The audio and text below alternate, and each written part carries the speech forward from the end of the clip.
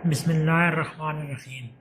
کتاب کا نام شہادت امام حسین علیہ السلام، سید ابو الاعلیٰ مودودی رحمہ اللہ۔ آئیے ناظرین کرام، کتاب کا مواد آپ کی سماعتوں کی نظر کرتے ہیں۔ شہادت امام حسین علیہ السلام، یہ تقریر لاہور میں شیعہ سنی حضرات کی ایک مشترکہ نشست میں کی گئی تھی، جو ماہنامہ ترجمان القرآن لاہور کی اشاعت ماہ جولائی 1960 میں شائع ہوئی۔ اسے افادہ عام کی خاطر کتابی شکل میں پیش کیا جا رہا ہے۔ ناشر: مقصد شہادت: ہر سال محرم میں کروڑوں مسلمان، شیعہ بھی اور سنی بھی، امام حسین رضی اللہ عنہ کی شہادت پر اپنے رنج و غم کا اظہار کرتے ہیں، لیکن افسوس ہے کہ ان غم گساروں میں سے بہت ہی کم لوگ اس مقصد کی طرف توجہ کرتے ہیں جس کے لیے امام نے نہ صرف اپنی جان عزیز قربان کی بلکہ اپنے کنبے کے بچوں تک کو کٹوا دیا۔ کسی شخص کی مظلومانہ شہادت پر اس کے اہل خاندان کا اور اس خاندان سے محبت و عقیدت یا ہمدردی کا رکھنے والوں کا اظہار غم کرنا تو ایک فطری بات ہے۔ ایسا رنج و غم دنیا کے ہر خاندان اور اس سے تعلق رکھنے والوں کی طرف سے ظاہر ہوتا ہے۔ اس کی کوئی اخلاقی قدر و قیمت اس سے زیادہ نہیں ہے کہ اس شخص کی ذات کے ساتھ اس کے رشتہ داروں کی اور خاندان کے ہمدردوں کی محبت کا ایک فطری نتیجہ ہے۔ لیکن سوال یہ ہے کہ امام حسین علیہ السلام کی وہ کیا خصوصیت ہے جس کی وجہ سے 1320 برس گزر جانے پر بھی ہر سال ان کا تازہ غم ہوتا رہتا ہے؟ اگر یہ شہادت کسی مقصد عظیم کے لیے نہ تھی تو میں ذاتی محبت و تعلق کی بنا پر صدیوں اس کا غم جاری رہنے کی کوئی معنی نہیں ہے، اور خود امام کی اپنی نگاہ میں اس محض ذاتی و شخصی محبت کی کیا قدر و قیمت ہو سکتی ہے؟ انہیں اگر اپنی ذات اس مقصد سے زیادہ عزیز ہوتی تو وہ اسے قربان ہی کیوں کرتے؟ ان کی یہ قربانی تو خود اس بات کا ثبوت ہے کہ وہ اس مقصد کو جان سے بڑھ کر عزیز رکھتے تھے۔ لہٰذا اگر ہم اس مقصد کے لیے کچھ نہ کریں بلکہ اس کے خلاف کام کرتے رہیں تو محض ان کی ذات کے لیے گریہ و زاری کر کے اور ان کے قاتلوں پر لعن طعن کر کے قیامت کے روز نہ تو ہم امام ہی سے کسی داد کی امید رکھ سکتے ہیں اور نہ یہ توقع رکھ سکتے ہیں کہ ان کا خدا اس کی کوئی قدر کرے گا۔ اب دیکھنا چاہیے کہ وہ مقصد کیا ہے۔ کیا امام تخت و تاج کے لیے اپنے کسی ذاتی استحقاق کا دعویٰ رکھتے تھے اور ان کے لیے انہوں نے سر دار کی بازی لگائی؟ کوئی شخص جو بھی امام حسین علیہ السلام کے گھرانے کی بلند اخلاقی سیرت کو جانتا ہے، یہ بدگمانی نہیں کر سکتا کہ یہ لوگ اپنی ذات کے لیے اقتدار حاصل کرنے کی خاطر مسلمانوں میں خون ریزی کر سکتے تھے۔ اگر تھوڑی دیر کے لیے ان لوگوں کا نظریہ ہی صحیح مان لیا جائے جن کی رائے میں یہ خاندان حکومت پر اپنے ذاتی استحقاق کا دعویٰ رکھتا تھا، تب بھی حضرت ابوبکر رضی اللہ عنہ سے لے کر امیر معاویہ رضی اللہ عنہ تک 50 برس کی پوری تاریخ اس بات کی گواہ ہے کہ حکومت حاصل کرنے کے لیے لڑنا اور کشت و خون کرنا ہرگز ان کا مسلک نہ تھا۔ اس لیے لامحالہ یہ ماننا ہی پڑے گا کہ امام عالی مقام کی نگاہ میں اس وقت مسلم معاشرے اور اسلامی ریاست کی روح اور اس کے مزاج اور اس کے نظام میں کسی بڑے تغیر کے آثار دکھائی دے رہے تھے، جسے روکنے کی جدوجہد کرنا ان کے نزدیک ضروری تھا۔ حتیٰ کہ اس راہ میں لڑنے کی نوبت بھی آ جائے تو نہ صرف جائز بلکہ سر سنتے تھے۔ ریاست کے مزاج، مقصد اور دستور کی تبدیلی۔ وہ تغیر کیا تھا؟ ظاہر ہے کہ لوگوں نے اپنا دین نہیں بدل دیا تھا۔ حکمرانوں سمیت سب لوگ خدا اور رسول صلی اللہ علیہ وسلم اور قرآن کو ہی اسی طرح مان رہے تھے جس طرح پہلے مانتے تھے۔ مملکت کا قانون بھی نہیں بدلا تھا۔ عدالتوں میں قرآن اور سنت ہی کے مطابق تمام معاملات کے فیصلے بنی امیہ کے حکومت میں بھی ہو رہے تھے جس طرح ان کے برسر اقتدار آنے سے پہلے ہوا کرتے تھے۔ بلکہ قانون میں تغیر تو 19ویں صدی عیسوی سے پہلے دنیا کی مسلم حکومتوں میں سے کسی کے دور میں بھی نہیں ہوا۔ بعض لوگ یزید کے شخصی کردار کو بہت نمایاں کر کے پیش کرتے ہیں جس سے یہ عام غلط فہمی پیدا ہو گئی ہے کہ وہ تغیر جسے روکنے کے لیے امام کھڑے ہوئے تھے بس یہ تھا کہ ایک برا آدمی برسر اقتدار آ گیا تھا۔ لیکن یزید کی سیرت و شخصیت کا جو برے سے برا تصور پیش کرنا ممکن ہے، اسے جوں کا توں مان لینے کے بعد بھی یہ بات قابل تسلیم نہیں ہے کہ اگر نظام صحیح بنیادوں پر قائم ہو تو محض ایک برے آدمی کا برسر اقتدار آ جانا کوئی ایسی بڑی بات ہو سکتی ہے جس پر امام حسین علیہ السلام جیسا دانا و زیرک اور علم شریعت میں گہری نظر رکھنے والا شخص بے صبر ہو جائے۔ اس لیے یہ شخصی معاملہ بھی وہ اصل تغیر نہیں ہے جس نے امام کو بے چین کیا تھا۔ تاریخ کے غیر مطالعہ سے جو چیز واضح طور پر ہمارے سامنے آتی ہے وہ یہ کہ یزید کے ولی عہدی اور پھر اس کی تخت نشینی سے دراصل جس خرابی کی ابتدا ہو رہی تھی وہ اسلامی ریاست کے دستور اور اس کے مزاج اور اس کے مقصد کی تبدیلی تھی۔ اس تبدیلی کے پورے نتائج اگرچہ اس وقت سامنے نہ آئے تھے، لیکن ایک صاحب نظر آدمی گاڑی کا رخ تبدیل ہوتے ہوئے یہ جان سکتا ہے کہ اب اس کا راستہ بدل رہا ہے اور جس راہ پر یہ مڑ رہی ہے وہ آخر کار اسے کہاں لے جائے گا۔ یہ رخ کی تبدیلی تھی جسے امام نے دیکھا اور گاڑی کو پھر سے صحیح پٹڑی پر ڈالنے کے لیے اپنی جان لڑا دینے کا فیصلہ کیا۔ نقطہ انحراف۔ اس چیز کو ٹھیک سمجھنے کے لیے ہمیں دیکھنا چاہیے کہ رسول اللہ صلی اللہ علیہ وسلم اور خلفائے راشدین رضی اللہ عنہم اجمعین کی سربراہی میں ریاست کا جو نظام 40 سال تک چلتا رہا اس کے دستور کی بنیادی خصوصیات کیا تھی، اور یزید کی ولی عہدی سے مسلمانوں میں جس دوسرے نظام ریاست کا آغاز ہوا اس کے اندر کیا خصوصیت دولت بنی امیہ ہو، بنی عباس اور بعد کی بادشاہیوں میں ظاہر ہوئی۔ اس تقابل سے ہم یہ جان سکتے ہیں کہ یہ گاڑی پہلے کس لائن پر چل رہی تھی اور اس نقطۂ انحراف پر پہنچ کر آگے وہ کس لائن پر چل پڑی، اور اسی تقابل سے ہم یہ بھی سمجھ سکتے ہیں کہ جس شخص نے رسول اللہ صلی اللہ علیہ وسلم اور سیدہ فاطمہ رضی اللہ عنہ اور حضرت علی رضی اللہ عنہ کی آغوش میں تربیت پائی تھی اور جس نے صحابہ رضوان اللہ علیہم اجمعین کی بہترین سوسائٹی میں بچپن سے بڑھاپے تک کی منزلیں طے کی تھی، وہ کیوں اس نقطۂ انحراف کے سامنے آتے ہی گاڑی کو اس نئی لائن پر جانے سے روکنے کے لیے کھڑا ہو گیا، اور کیوں اس نے اس بات کی بھی پرواہ نہ کی کہ اس زوردار گاڑی کا رخ موڑنے کے لیے اس کے آگے کھڑے ہو جانے کا کیا نتیجہ ہو سکتا ہے۔ انسانی بادشاہی کا آغاز۔ اسلامی ریاست کی اولین خصوصیت یہ تھی کہ اس میں صرف زبان ہی سے یہ نہیں کہا جاتا تھا بلکہ سچے دل سے یہ مانا بھی جاتا تھا اور عملی رویے سے اس عقیدہ و یقین کا پورا ثبوت بھی دیا جاتا تھا کہ ملک خدا کا ہے، باشندے خدا کی ریت ہیں اور حکومت اس ریت کے معاملے میں خدا کے سامنے جواب دہ ہے۔ حکومت اس ریت کا مالک نہیں ہے اور ریت اس کی غلام نہیں ہے۔ حکمرانوں کا کام سب سے پہلے اپنی گردن میں خدا کی بندگی و غلامی کا کلاوہ ڈالنا ہے، پھر یہ ان کی ذمہ داری ہے کہ خدا کی ریت پر اس کا قانون نافذ کریں۔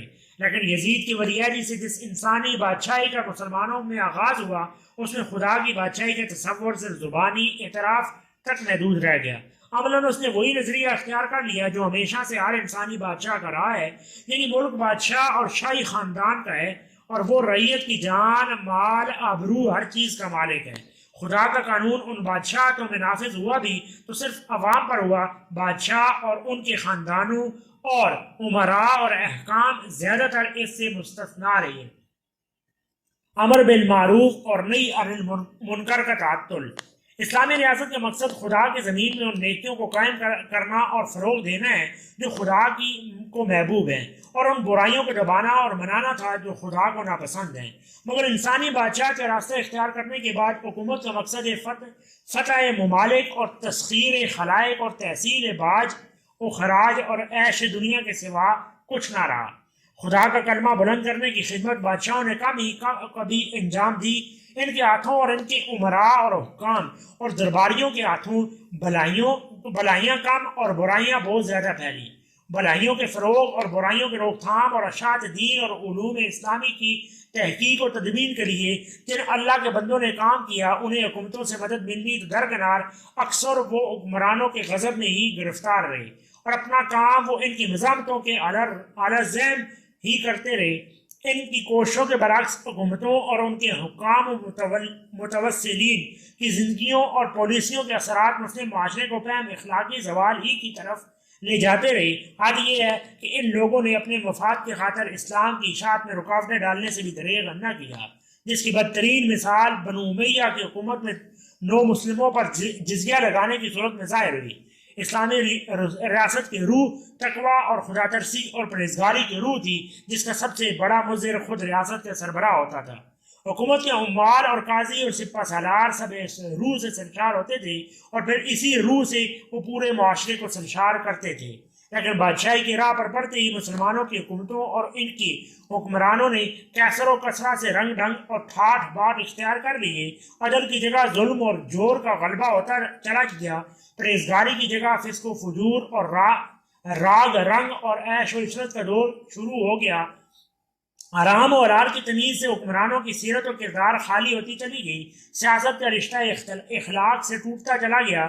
خدا سے خود ڈرنے کی بجائے حاکم لوگ بندگان خدا کو اپنے آپ سے ڈرانے لگے، اور لوگوں کے ایمان و ضمیر بیدار کرنے کی بجائے انہیں اپنی بخششوں کے لالچ سے خریدنے لگے۔ اسلامی دستور کے بنیادی اصول۔ یہ تو تھا روح و مزاج، مقصد اور نظریے کا تغیر۔ ایسا ہی تغیر اسلامی دستور کے بنیادی اصولوں میں بھی رونما ہوا۔ اس دستور کے 7 اہم ترین اصول تھے، جن میں سے ہر ایک کو بدل ڈالا گیا۔ نمبر 1، آزادانہ انتخاب۔ دستور اسلامی کا سنگ بنیاد یہ تھا کہ حکومت لوگوں کی آزادانہ رضامندی سے قائم ہو۔ کوئی شخص اپنی کوشش سے اقتدار حاصل نہ کرے، بلکہ لوگ اپنے مشورے سے بہتر آدمی کو چن کر اقتدار اس کے سپرد کر دیں۔ بیعت اقتدار کا نتیجہ نہ ہو، بلکہ اس کا سبب ہو۔ بیعت حاصل ہونے میں آدمی کسی کوشش یا سازش کا دخل نہ ہو۔ لوگ بیعت حاصل کرنے یا نہ کرنے کے معاملے میں پوری طرح آزاد ہوں۔ جب تک کسی شخص کو بیعت حاصل نہ ہو، وہ برسر اقتدار نہ آئے، اور جو لوگوں کا اعتماد اس پر سے اٹھ جائے تو وہ اقتدار سے چمٹا نہ رہے۔ خلفائے راشدین میں سے ہر ایک اسی قاعدے کے مطابق برسر اقتدار آیا۔ امیر معاویہ رضی اللہ عنہ کے معاملے میں پوزیشن مشتبہ ہو گئی، اس لیے صحابی رضی اللہ عنہم اجمعین ہونے کے باوجود ان کا شمار خلفائے راشدین میں نہیں کیا گیا۔ لیکن آخرکار یزید کی ولی عہدی وہ انقلابی کارروائی ثابت ہوئی جس نے اس قاعدے کو الٹ کر رکھ دیا۔ اس سے خاندانوں کی موروثی بادشاہتوں کا وہ سلسلہ شروع ہوا جس کے بعد آج تک پھر مسلمانوں کو انتخابی خلافت کی طرف پلٹنا نصیب نہ ہو سکا۔ اب لوگ مسلمانوں کے آزادانہ اور کھلے مشورے سے نہیں، بلکہ طاقت سے برسر اقتدار آنے لگے۔ اب بیعت سے اقتدار حاصل ہونے کی بجائے اقتدار سے بیعت حاصل کی جانے لگی۔ اب بیعت کرنے یا نہ کرنے میں لوگ آزادانہ نہ رہے، اور بیعت کا حاصل ہونا اقتدار پر قائم رہنے کے لیے شرط نہ رہا۔ لوگوں کو اول تو یہ مجال نہ تھی کہ جس کے ہاتھ میں اقتدار تھا اس کی بیعت نہ کرتے، لیکن اگر وہ بیعت نہ بھی کرتے تو جس کے ہاتھ میں اقتدار آ گیا تھا وہ ہٹنے والا نہ تھا۔ اسی جبری بیعت کو کل عدم قرار دینے کا قصور جب منصور عباسی کے زمانے میں امام مالک رحمہ اللہ سے سرزد ہوا تو ان کی پیٹھ پر کوڑے برسائے گئے اور ان کے ہاتھ شانوں سے اکھڑوا دیے گئے۔ نمبر 2، شورائی نظام۔ دوسرا اہم ترین قاعدہ اس دستور کا یہ تھا کہ حکومت مشورے سے کی جائے، اور مشورہ ان لوگوں سے کیا جائے جن کے علم، تقوی اور اصابت رائے پر عام لوگوں کو اعتماد ہو۔ خلفائے راشدین کے عہد میں جو لوگ شورا کے رکن بنائے گئے تھے، اگرچہ ان کا انتخاب عام کے ذریعے سے منتخب نہیں کرایا گیا، جدید زمانے کے تصور کے لحاظ سے وہ نامزد کردہ لوگ ہی تھے، لیکن خلفائے راشدین نے یہ دیکھ کر ان کو مشیر نہیں بنایا تھا کہ یہ ہماری عام لانے اور ہمارے مفاد کی خدمت کرنے کے لیے موزوں ترین لوگ ہیں، بلکہ انہوں نے پورے خلوص اور بے غرضی کے ساتھ قوم کی بہترین عناصر کو چنا تھا جس سے وہ حق گوئی کے سوا کسی چیز کی توقع نہ رکھتے تھے، جس سے یہ امید تھی کہ وہ ہر معاملے میں اپنے علم و ضمیر کے مطابق بالکل صحیح ایماندارانہ رائے دیں گے، جس سے کوئی شخص بھی یہ اندیشہ نہ رکھتا تھا کہ وہ حکومت کو کسی غلط راہ پر جانے دیں گے۔ اگر اس وقت ملک میں آج کل کے طریقے کے مطابق انتخابات بھی ہوتے تو عام مسلمان انہی لوگوں کو اعتماد کا مستحق قرار دیتے، لیکن شاہی دور کا آغاز ہوتے ہی شورا کا یہ طریقہ بدل گیا۔ اب بادشاہ استبداد اور مطلق العنانی کے ساتھ حکومت کرنے لگے۔ اب بادشاہ زادے اور خوشامدی اہل دربار اور صوبوں کے گورنر اور فوجوں کے سپہ سالار ان کی کونسل کے ممبر تھے۔ اب وہ لوگ ان کے مشیر تھے جن کے معاملے میں اگر قوم کی رائے لی جاتی تو اعتماد کے ایک ووٹ کے مقابلے میں لعنت کے 1000 ووٹ آتے، اور اس کے برعکس وہ حق گو اہل علم و تقوی جن پر قوم کو اعتماد تھا وہ بادشاہوں کی نگاہوں میں کسی اعتماد کے مستحق نہ تھے، بلکہ الٹے معتوب اور یا کم از کم مشتبہ تھے۔ نمبر 3، آزادی رائے کی آزادی، اظہار رائے کی آزادی۔ اس دستور کا تیسرا اصول یہ تھا کہ جن لوگوں کو اظہار رائے کی پوری آزادی ہو۔ امر بالمعروف اور نہی عن المنکر کو اسلام نے ہر مسلمانوں کا حق ہی نہیں بلکہ فرض قرار دیا تھا۔ اسلامی معاشرے اور ریاست کے صحیح راستے پر چلنے کا انحصار اس بات پر تھا کہ لوگوں کے ضمیر، ان کی زبانیں آزاد ہوں، وہ ہر غلط کام پر بڑے سے بڑے آدمی کو ٹوک سکیں اور حق بات برملا کہہ سکیں۔ خلافت راشدہ میں صرف یہی نہیں کہ لوگوں کا یہ حق پوری طرح محفوظ تھا، بلکہ خلفائے راشدین اسے ان کا فرض سمجھتے تھے اور اس فرض کے ادا کرنے میں ان کی ہمت افزائی کرتے تھے۔ ان کے مجلس شورا کے ممبروں ہی کو نہیں، قوم کے ہر شخص کو بولنے اور ٹوکنے اور خود خلیفہ سے باز پرس کرنے کی مکمل آزادی تھی، جن کے استعمال پر لوگ ڈانٹ اور دھمکی سے نہیں بلکہ داد اور تعریف سے نوازے جاتے تھے۔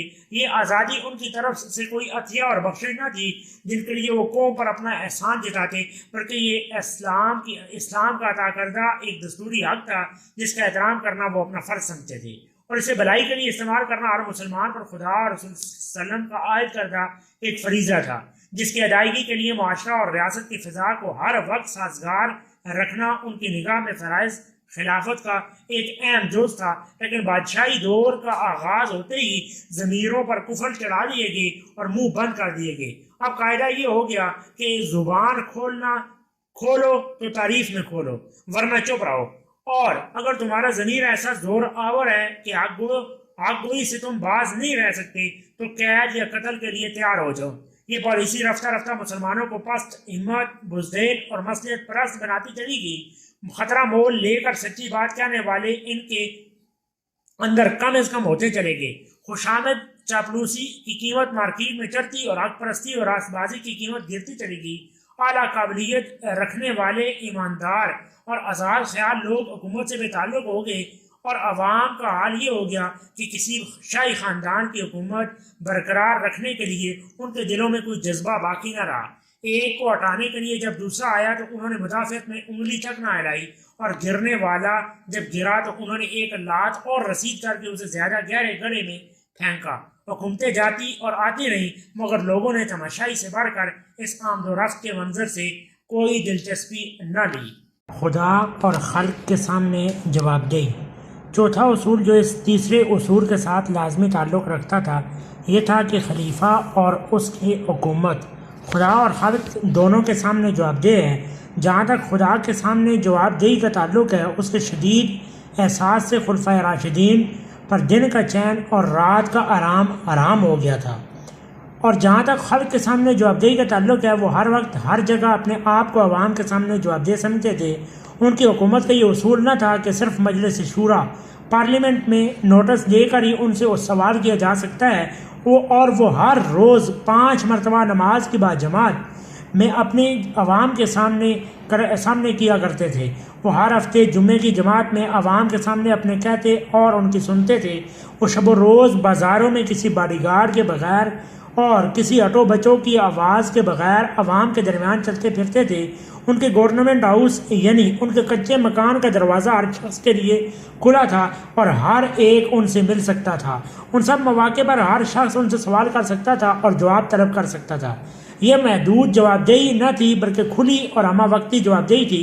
یہ نمائندوں کے واسطہ سے نہ تھی بلکہ پوری قوم کے واسطے براہ راست تھی۔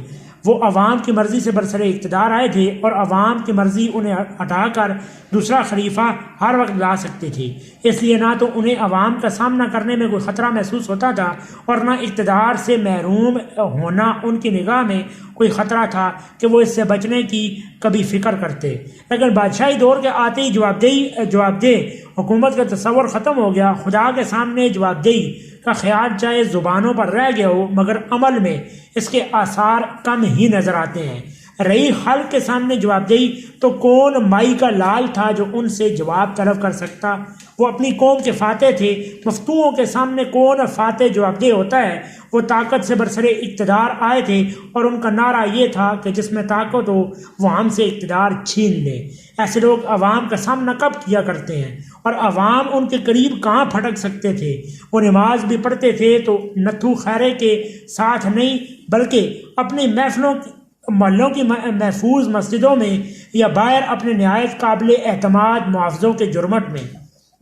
ان کی سواریاں نکلتی تھیں تو آگے اور پیچھے مسلح دستے ہوتے تھے اور راستے صاف کر دیے جاتے تھے۔ عوام کی اور ان کی مٹبھیڑ کسی جگہ ہوتی ہی نہ تھی۔ نمبر 5، بیت المال ایک امانت۔ 5واں اصول اسلامی دستور کا یہ تھا کہ بیت المال خدا کا مال اور مسلمانوں کی امانت ہے، جس میں کوئی چیز حق کی راہ کے سوا کسی دوسری راہ سے آنی نہ چاہیے، اور جس میں سے کوئی چیز حق کے سوا کسی دوسری راہ میں جانی نہ چاہیے۔ خلیفہ کا حق اس مال میں اتنا ہی ہے جتنا قرآن کے روح سے مال یتیم میں اس کے ولی کا ہوتا ہے کہ من کان غنیا فلیستعفف ومن کان فقیرا فلیأکل بالمعروف، جو اپنے ذاتی ذرائع آمدنی اپنی ضرورت بھر رکھتا ہو وہ اس مال سے تنخواہ لیتے ہوئے شرم کرے، اور جو واقعی حاجت مند ہو وہ اتنی تنخواہ لے جسے ہر معقول آدمی مبنی بر انصاف مانے۔ خلیفہ اس کی ایک ایک پائی کے آمد و خرچ پر حساب دینے کے ذمہ دار ہے، اور مسلمانوں کو اس سے حساب مانگنے کا پورا حق ہے۔ خلفائے راشدین نے اس اصول کو بھی کمال درجہ دیانت اور حق شناسی کے ساتھ برت کر دکھا دیا۔ ان کے خزانے میں جو کچھ بھی آتا تھا ٹھیک اسلامی قانون کے مطابق آتا تھا، اس میں سے جو کچھ خرچ ہوتا تھا بالکل جائز راستوں میں ہوتا تھا۔ ان میں سے جو غنی تھا اس نے ایک حبہ اپنی ذات کے لیے تنخواہ کے طور پر وصول کیے بغیر مفت خدمت انجام دی، بلکہ اپنی گرہ سے قوم کے لیے خرچ کرنے میں بھی دریغ نہ کیا، اور جو تنخواہ کے بغیر ہمہ وقتی خدمتگار نہ بن سکتے تھے انہوں نے اپنی ضروریات زندگی کے لیے اتنی کم تنخواہ لی کہ ہر معقول آدمی اسے انصاف سے کم ہی مانے گا۔ زیادہ کہنے کی اجرت ان کا دشمن بھی نہیں کر سکتا۔ پھر اس خزانے کے آمد و خرچ کا حساب ہر وقت ہر شخص مانگ سکتا تھا، اور وہ ہر وقت ہر شخص کے سامنے حساب دینے کے لیے تیار تھے۔ ان سے ایک عام آدمی بڑے مجمع میں پوچھ سکتا تھا کہ خزانے میں یمن سے جو چادریں آئی ہیں ان کا طول و عرض تو اتنا نہ تھا کہ جناب کا یہ لمبا کرتا بن سکے، یہ زائد کپڑا آپ کہاں سے لائے ہیں؟ مگر جب خلافت بادشاہ نہ تھی یا بادشاہی میں تبدیل ہوئی تو خزانہ خدا اور مسلمانوں کا نہیں بلکہ بادشاہ کا مال تھا۔ ہر جائز و ناجائز راستے سے اس میں دولت آتی تھی، اور ہر جائز و ناجائز راستے میں بے غل و خوش صرف ہوتی تھی۔ کسی کی مجال نہ تھی کہ اس کے حساب کا سوال اٹھا سکے۔ سارا ملک ایک خوان یغمغا تھا جس پر ایک ہر کارے سے لے کر سربراہ مملکت تک حکومت کے سارے کل پرزے حسب توفیق ہاتھ مار رہے تھے، اور ذہنوں سے یہ تصور ہی نکل گیا تھا کہ اقتدار کوئی پروانہ آباد نہیں ہے جس کی بدولت یہ لوٹ مار ان کے لیے حلال ہو، اور پبلک کا مال کوئی شیر مادر نہیں ہے جسے وہ ہضم کرتے رہیں اور کسی کے سامنے انہیں اس کا حساب دینا نہ ہو۔ قانون کی حکومت۔ چھٹا اصول اس دستور کا یہ تھا کہ ملک میں قانون یعنی خدا اور رسول اللہ صلی اللہ علیہ وسلم کے قانون کی حکومت ہونی چاہیے۔ کسی کو قانون سے بالاتر نہ ہونا چاہیے، کسی کو قانون کی حدود سے باہر جا کر کام کرنے کا حق نہ ہونا چاہیے۔ ایک عامی سے لے کر سربراہ مملکت تک سب کے لیے ایک ہی قانون ہونا چاہیے، اور سب پر اسے بے لاگ طریقے سے نافذ ہونا چاہیے، اور عدالتوں کو انصاف کرنے کے لیے ہر دباؤ سے بالکل آزاد ہونا چاہیے۔ خلفائے راشدین نے اس اصول کی پیروی کا بھی بہترین نمونہ پیش کیا تھا۔ بادشاہوں سے بڑھ کر اقتدار رکھنے کے باوجود وہ قانون الہی کی بندشوں میں جکڑے ہوئے تھے۔ نہ ان کی دوستی اور رشتہ داری قانون کی حد سے نکل کر کسی کو کچھ نفع پہنچا سکتی تھی، اور نہ ان کی ناراضی کسی کو قانون کے خلاف کوئی نقصان پہنچا سکتی تھی۔ کوئی ان کے اپنے حق پر بھی دست درازی کرتا تو وہ ایک عام آدمی کی طرح عدالت کا دروازہ کھٹکھاتے تھے، اور کسی کو ان کے خلاف شکایت ہوتی تو وہ استغاثہ کر کے انہیں عدالت میں کھینچ لا سکتا تھا۔ اسی طرح انہوں نے اپنی حکومت کے گورنروں اور سپہ سالاروں کو بھی قانون کی گرفت میں کس رکھا تھا۔ کسی کی مجال نہ تھی کہ عدالتوں کے کام میں کسی قاضی پر اثر انداز ہونے کا خیال بھی کرتا۔ کسی کا یہ مرتبہ نہ تھا کہ قانون کی حد سے قدم باہر نکال کر مواخذہ سے بچ جاتا، لیکن خلافت سے بادشاہی کی طرف انتقال واقع ہوتے ہی اس قاعدے کے بھی چیچڑے اڑ گئے۔ اب بادشاہ اور شہزادے اور امراء اور حکام اور سپہ سالار ہی نہیں، شاہی معلات کے منہ چڑھے لونڈی غلام تک قانون سے بالاتر ہو گئے۔ اور لوگوں کی گردنیں اور پیٹھیں اور مال اور آبروئیں سب ان کے لیے مباح ہو گئیں۔ انصاف کے دو معیار ہو گئے، ایک کمزور کے لیے، دوسرا طاقتور کے لیے۔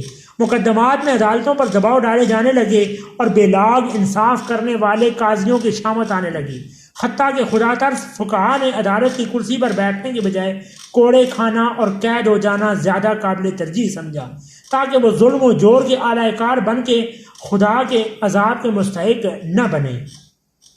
حقوق اور مراتب کے لحاظ سے کامل مساوات۔ مسلمانوں میں حقوق اور مراتب کے لحاظ سے کامل مساوات اسلامی دستور کا 7واں اصول تھا، جسے ابتدائی اسلامی ریاست میں پوری قوت کے ساتھ قائم کیا گیا تھا۔ مسلمانوں کے درمیان نسل، وطن، زبان وغیرہ کا کوئی امتیاز نہ تھا۔ قبیلے اور خاندان اور حسب و نسب کے لحاظ سے کسی کو کسی پر فضیلت نہ تھی۔ خدا اور رسول صلی اللہ علیہ وسلم کے ماننے والے سب لوگوں کے حقوق یکساں تھے اور سب کی حیثیت برابر تھی۔ ایک کو دوسرے پر ترجیح اگر تھی تو سیرت و اخلاق اور اہلیت و صلاحیت اور خدمات کے لحاظ سے تھی، لیکن خلافت کی جگہ جب بادشاہی نظام آیا تو عصبیت کے شیاطین ہر گوشے سے سر اٹھانے لگے۔ شاہی خاندان ان کے حامی خانوادوں کا مرتبہ سب سے بلند و برتر ہو گیا، ان کے قبیلوں کو دوسرے قبیلوں پر ترجیح حقوق حاصل ہو گئے، عربی اور عجمی کے تعصبات جاگ اٹھے اور خود عربوں میں قبیلے اور قبیلے کے درمیان کشمکش پیدا ہو گئی۔ ملت اسلامیہ کو اس چیز نے جو نقصان پہنچایا اس پر تاریخ کے اوراق گواہ ہیں۔ امام حسین علیہ السلام کا مومنانہ کردار، یہ تھے وہ تغیرات جو اسلامی خلافت کو خاندانی بادشاہت میں تبدیل کرنے سے رونما ہوئے۔ کوئی شخص اس تاریخی حقیقت کا انکار نہیں کر سکتا کہ یزید کی ولی عہدی ان تغیرات کا نقطۂ آغاز تھی، اور اس بات سے بھی انکار ممکن نہیں ہے کہ اس نقطے سے چل کر تھوڑی مدت کے اندر ہی بادشاہی نظام میں وہ سب خرابیاں نمایاں ہوں گی جو اوپر بیان کی گئی ہیں۔ جس وقت یہ انقلابی قدم اٹھایا گیا تھا اس وقت یہ خرابیاں اگرچہ بتمام و کمال سامنے نہ آئی تھی، مگر آخر صاحب بصیرت آدمی جان سکتا تھا کہ اس اقدام کے لازمی نتائج یہی کچھ ہیں، اور اسے ان اصلاحات پر پانی پھر جانے والا ہے جو اسلام نے سیاست اور ریاست کے نظام میں کی ہے۔ اس لیے امام حسین رضی اللہ عنہ اس پر صبر نہ کر سکے اور انہوں نے فیصلہ کیا کہ جو بدتر سے بدتر نتائج بھی انہیں ایک مضبوط جماعی صورت کے خلاف اٹھنے میں بھگتنا پڑے، ان کا خطرہ مول لے کر بھی انہیں اس انقلاب کو روکنے کی کوشش کرنی چاہیے۔ اس کوشش کا جو بھی انجام ہوا وہ سب کے سامنے ہے، مگر امام نے اس عظیم خطرے میں کود کر اور مردانہ وار اس کے نتائج کو انگیز کر کے جو بات ثابت کی وہ یہ تھی کہ اسلامی ریاست کی بنیادی خصوصیات امت مسلمہ کا وہ بیش قیمت سرمایہ ہے جسے بچانے کے لیے ایک مومن اپنا سر بھی دے دے اور اپنے بال بچوں کو بھی کٹوا بیٹھے تو اس مقصد کے مقابلے میں کوئی یہ مہنگا سودا نہیں ہے۔ اور ان خصوصیات کے مقابلے میں وہ دوسرے تغیرات جنہیں اوپر نمبروار گنایا گیا ہے، دین اور ملت کے لیے وہ آفت عظمیٰ ہے جسے روکنے کے لیے ایک مومن کو اگر اپنا سب کچھ قربان کر دینا پڑے تو اس میں دریغ نہ کرنا چاہیے۔ کسی کا جی چاہے تو اسے حقارت کے ساتھ ایک سیاسی کام کہہ کر، مگر حسین رضی اللہ عنہ ابن علی رضی اللہ عنہ کی نگاہ میں تو یہ سراسر ایک دینی کام تھا، اس لیے انہوں نے اس کام میں جان دینے کو شہادت سمجھ کر جان دے دی۔